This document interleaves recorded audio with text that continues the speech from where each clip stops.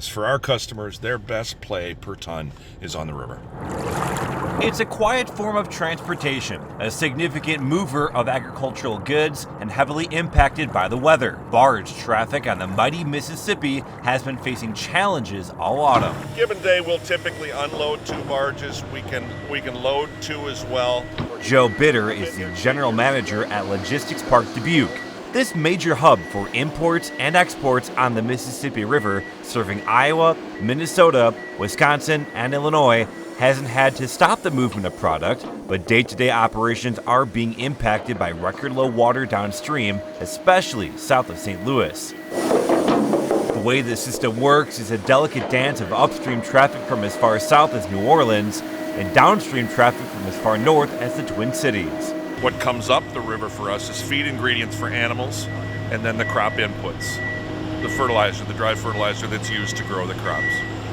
So the barges are going downriver, taking out the products, and they're bringing up river the inputs that go into growing those products. The Mississippi River typically moves about 500 million tons of cargo, valued at more than $100 billion. While the water levels locally are lower than normal, downstream, the river is virtually impassable.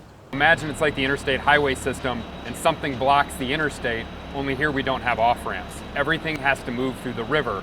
So when there's a blockage, like we had with the groundings south of here, everything starts to back up farther and farther up the river. You're also having to hold more exports until you have a barge available. Well, there's only so many barges. They're generally taking products downstream, they're being emptied, then they're bringing products back upstream. When they can't complete that cycle, you start to get an imbalance. And when it's imbalanced, there's not enough barges. Basically, product has to sit, and that's what's happening now.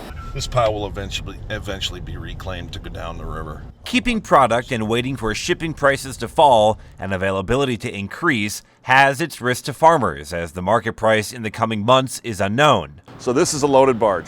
This has got beans going to New Orleans for export. The other unknown remains the weather. If drought continues through the winter, there may not be a spring shipping season on the mighty Mississippi. It's not that I haven't seen it, or Joe hasn't seen it, or our customers haven't seen it. No one's ever seen it this low. These are historic low water levels. At the moment, I think the impacts have been manageable, relatively minimal, but if it continues, I think the impact is going to be great next spring and into 2023.